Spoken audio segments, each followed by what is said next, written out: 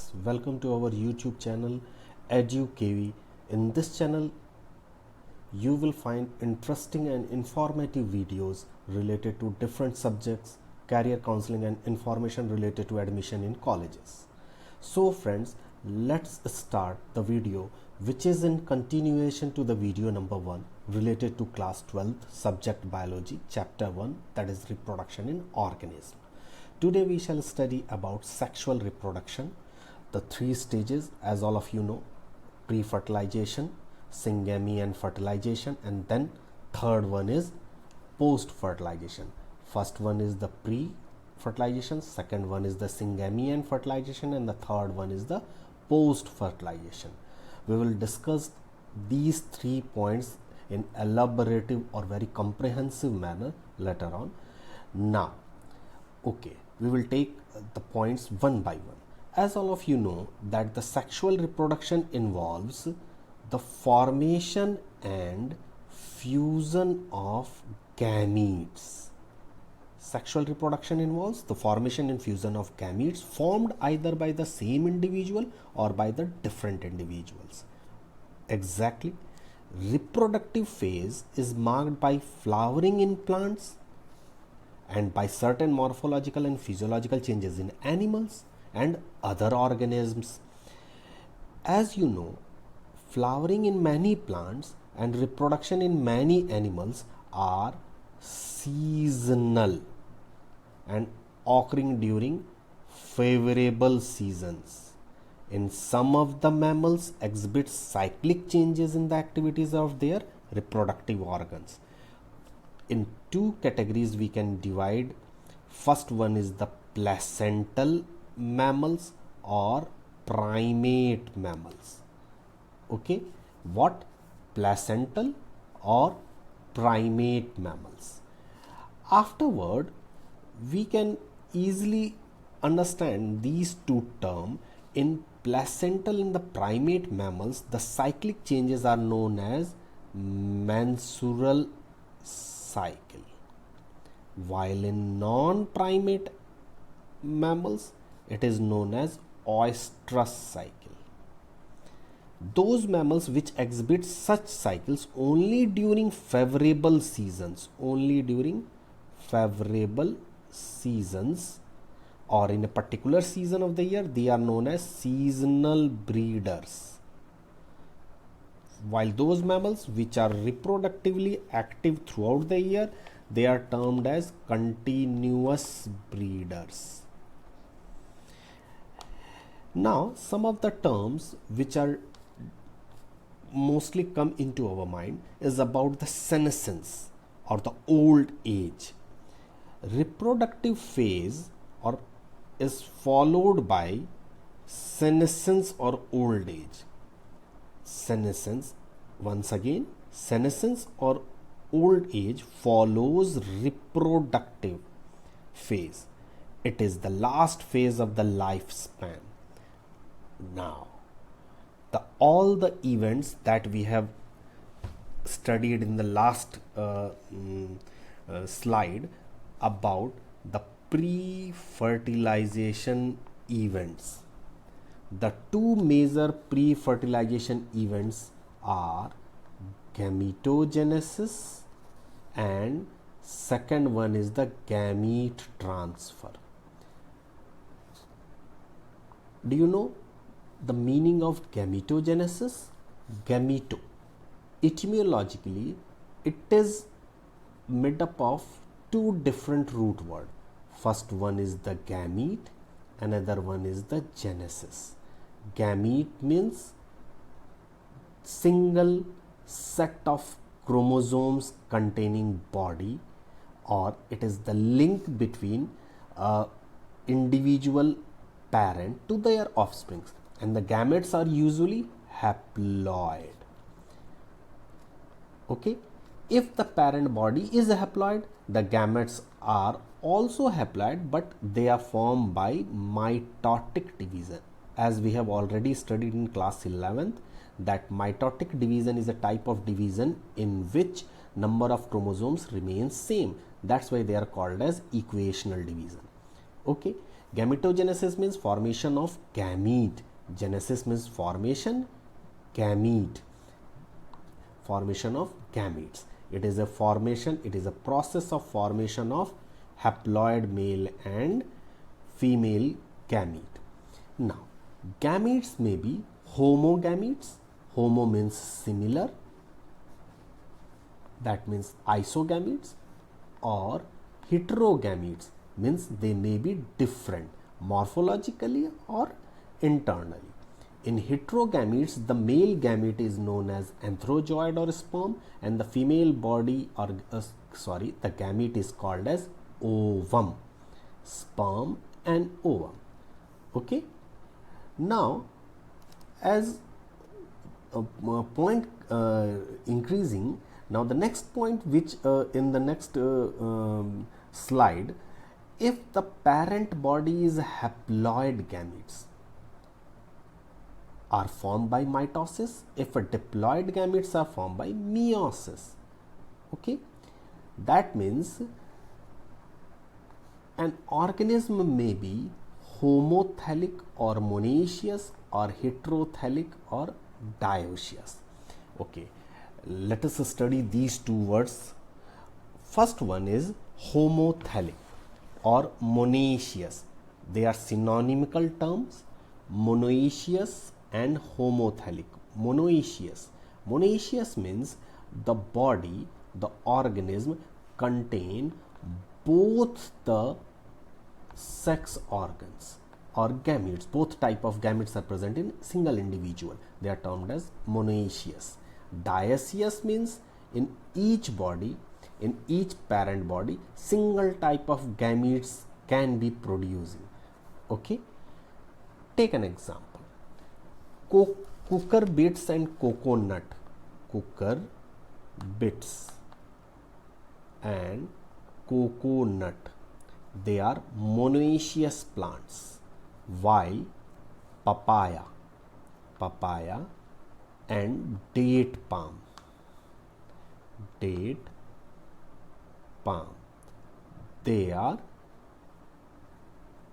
dioecious. Okay. Similarly, in the case of alga, that is Cara is a monoecious and homothallic, and Mertensia is a dioecious or heterothallic. Now, you can understand these 2 points about the gametogenesis. Animals, in other term, may be called as unisexual. Unisexual means either it is a male or female. What term we can use? Unisexual. Unisexual, either it is male or female. Male or female. Unisexual, such as human, frog, birds. Or there is another condition existing, that is known as hermaphrodite or bisexual, in which both the sex organs are present or possessed by a single individual. Male and female reproductive organs such as sponges, earthworm, tapeworm, leech, they are bisexual. Once again, examples of bisexual: earthworm is the most common example of bisexual organism.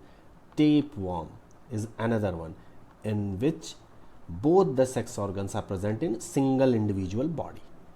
Okay friends, now the next point is gamete transfer. In the case of gamete transfer, what happens? In the process of gametogenesis, gametes are producing. Gametes may be produced from the body of a male or female. Now, there is a chance of transfer. In case of some algae and fungi, both male and female gametes are motile. Okay, male and female gametes may be motile. Why they move? Why the gamete transfer is required? For the fusion of male and female gametes, and this process is known as fertilization. So, male and female gamete must be brought together. In some organisms, both gametes are motile, as I have told you already that these are algae. But in most of the cases, male gamete is motile. Most of the cases, male gamete is motile, whereas female is not. Algae, bryophytes and pteridophytes. So that's why water is the medium for gamete transfer. This is the point which can be asked in examination. Then what is the medium for gamete transfer in the case of algae, bryophytes and pteridophytes? So you should report the answer as a water.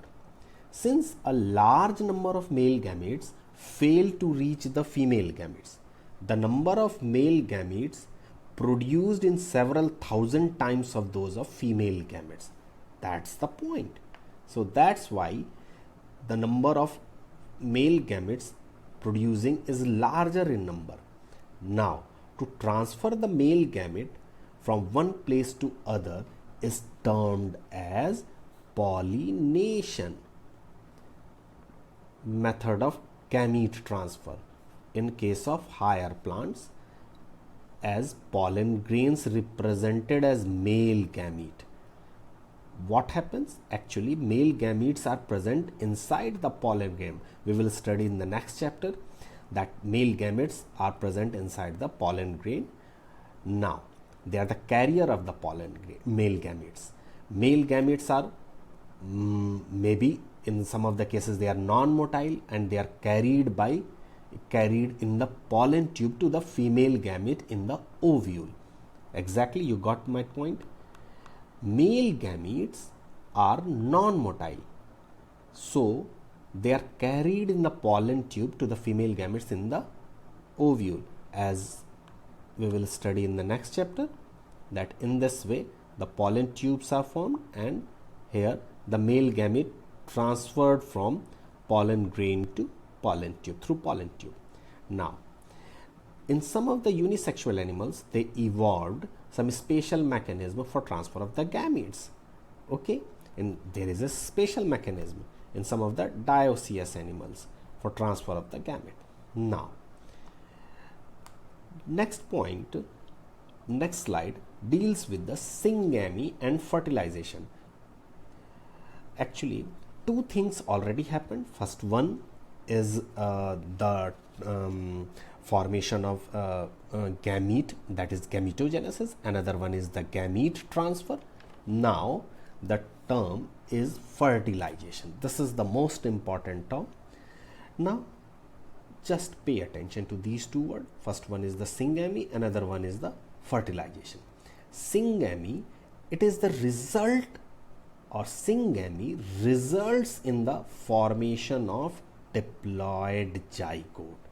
Due to syngamy, diploid zygote is formed. Diploid means having two set of chromosomes, 2n. In certain animals, the female gamete develops into the adult organism without fertilization. Without fertilization.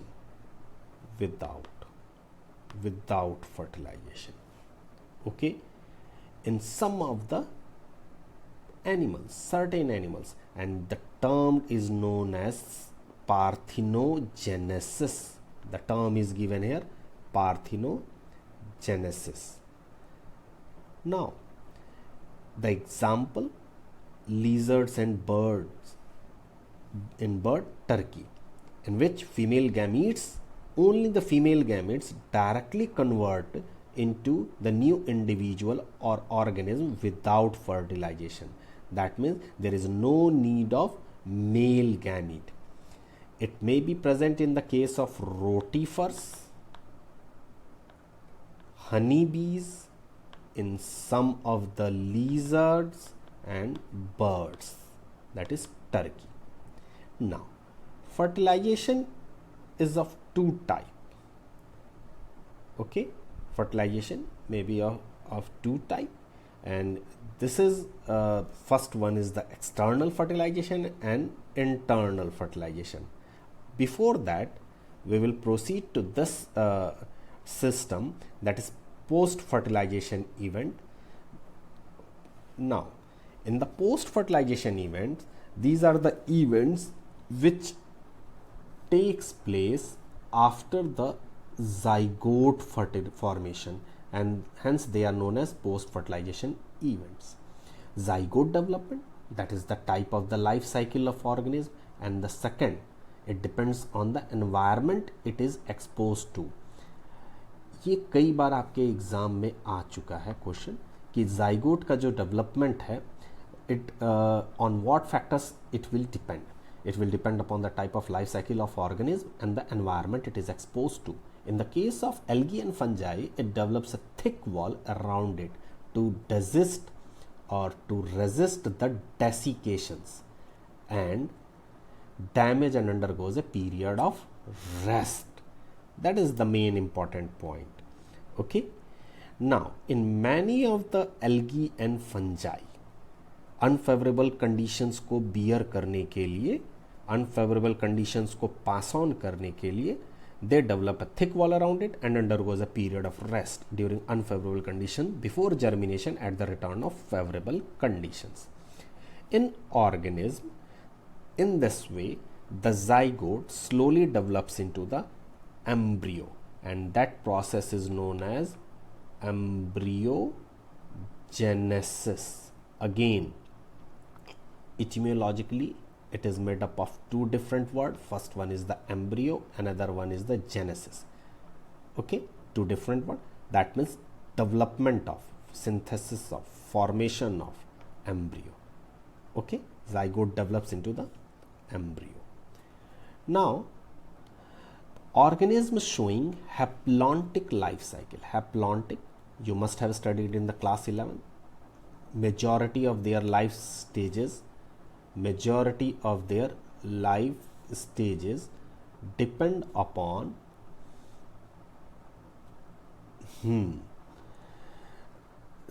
haploid phase. Majority. Okay, haploid set of chromosomes exists in. Zygote undergoes meiosis. While an organism showing diplontic or haplontic, they show zygote undergoes mitosis. This is the major difference. Once again, in organisms showing haplontic life cycle, majority of the stage they have single set of chromosomes, that the zygote undergoes meiosis, while in organism showing diplontic or haplontic life cycle, zygote undergoes mitosis. Okay, now the zygote, as I have told you, develops into the embryo, and this is known as the embryogenesis. Embryogenesis involves cell division, cell enlargement, cell differentiation. Now, come to the next point, that in oviparous animals, zygote development occurs outside the female body. Now, the point which comes to your mind is the oviparous animals. What do you mean by oviparous animals? And there lies a point. Oviparous animal. These are the animals which lay fertilized or unfertilized eggs. Fertilized or unfertilized eggs. You must have come across with two different types of eggs in the market. One is farm egg and another one is the desi or local egg. Okay, they on the basis of the morphology, you can easily differentiate between these two different types of eggs. Now, this is the homework for you. You just find out the difference between farm egg and then desi, or that egg that is locally present. Okay, now oviparous animals, they have two different type of eggs. First one is the fertilized egg, another one is they may have unfertilized egg. The fertilized eggs have a calcareous cell to protect them from the harsh environment. They have calcareous cell. Calcareous means made up of calcium carbonate. Okay, development occurs outside the body of the parent animal. Chances of survival are less for oviparous. These are the points. They lay egg. They may be, examples are reptiles and bird. Now, in viviparous animal, zygote development occurs inside the female body. they give birth to young individuals. Example is the mammal. In plants, zygote form inside the ovule, which it develops into the embryo, and then ovule becomes seed into fruit. Germination of seeds produced new plants. Okay, this is the point. Now, at a point, you can easily differentiate between external and internal fertilization, and then there is two important differences. It may be asked in a question, understanding level question, that is 3 marks question. First one is the between external and internal fertilization. Another one is difference between oviparous and viviparous animals. Okay, first take up this one, external fertilization and internal fertilization. As I have already told you, syngamy occurs outside the body of the organism. Syngamy is the fusion of male and female gametes. If that occurs outside the body, then it is known as external fertilization. It is mostly prevalent in the case of fishes, in which the large number of gametes, that means male or female, are released into the surrounding environment. Example is bony fishes and amphibians. Okay, now internal fertilization, in which the syngamy, that means fusion of male and female gametes, takes place inside the body of an organism. Here the number of ova may be less in number because there is surety of fertilization. So large number of male gametes may be produced, such as birds, mammals and earthworm. They all show internal type of fertilization. Now, second point which comes to our mind is the difference between oviparous and viviparous. Now, animals lay ovi. Ovi means egg laying animals. Vivi means those animals which give birth to young ones. Exactly. And in the case of oviparous, eggs have a calcareous cell. Calcareous means made up of calcium carbonate. Why it needs? It protect from the harsh environment. There is no shell is required because it is present inside the mother's body. Okay, it is present inside the mother's body. These are the some examples of the oviparous animal: ostrich, snake, fish, chicken, etc. Okay, now in the case of oviparous animals, actually they have less chances of survival. Oviparous, they have less chances of survival, and development occurs outside the body, while in the case of viviparous animals, chances of survival are more and the development occurs inside the body. So in this way we can study about these animals. Now, two important points which left in the figure of NCERT book 1.16. there is a figure given about the types of fruit. In flowering plant, the zygote is formed inside the ovule, where it develops into the embryo. Simultaneously, the ovule becomes the seed and ovary becomes the fruit. Ovule becomes the seed and ovary becomes the fruit. And then after that, the seed germinate and they dispersed from the fruit and they produce new plant.